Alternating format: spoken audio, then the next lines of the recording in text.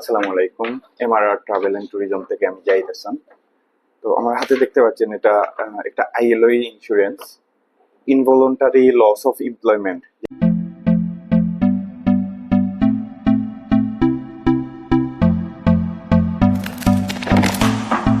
Can I be your star tonight? যেটাকে short ফর্মে ILOE বলে। তো এটা নিয়ে আমি আমার পেজে এর আগেও ভিডিও করেছি। তো এটা সম্পর্কে আবারও রিমাইন্ডার দিতে আসলাম। এই ইন্স্যুরেন্সটা আমি আজকেই করছি আমার এক কাস্টমারের জন্য। এই ইন্স্যুরেন্সটা উনি করেন নাই এর আগে অথবা এর পরে যারা নতুন ভিসা কোম্পানিতে নতুন ভিসা লাগাইছেন, তারপর ভিসা লাগানোর পর আর ইন্স্যুরেন্সের দিকে খেয়াল করেন নাই। সেম উনিও ওই রকম একজন পার্সন, উনি ভিসা লাগাইছেন, লাগানোর পরে আর এই ইন্স্যুরেন্সটা খেয়াল করেন নাই। খেয়াল না করার কারণে উনি দুবাইয়ের 400 দেরাম, যেটা বাংলাদেশি টাকায় 12 থেকে 13,000 টাকা পড়ে, ফাইন দিয়ে তারপর এই ইন্স্যুরেন্সটা করছেন। তো এই কেনই এই ইন্স্যুরেন্সটা করতে হবে?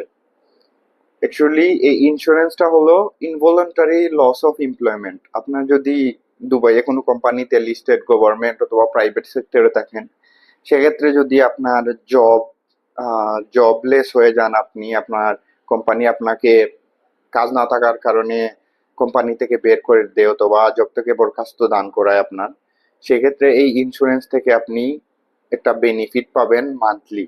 তো আমি ওই দিকে আর যাচ্ছি না। এই ইন্স্যুরেন্সটা উনি করেন নাই, ভিসা করছিলেন কিছুদিন আগে, করার পর উনি ইন্স্যুরেন্স করেন নাই। না করার কারণে উনি 400 দেরাম যে দুবাইয়ের ওই ফাইনটা খাইছেন উনি। আমি আমার নিজের হাতে ওনার ফাইন পে করছি, করার পর এই ইন্স্যুরেন্সটা করছি। এই ইন্স্যুরেন্সটা করতে 1 বছরের জন্য আপনার 63 দিরহাম এবং 2 বছরের জন্য 126 দিরহাম খরচ হয়।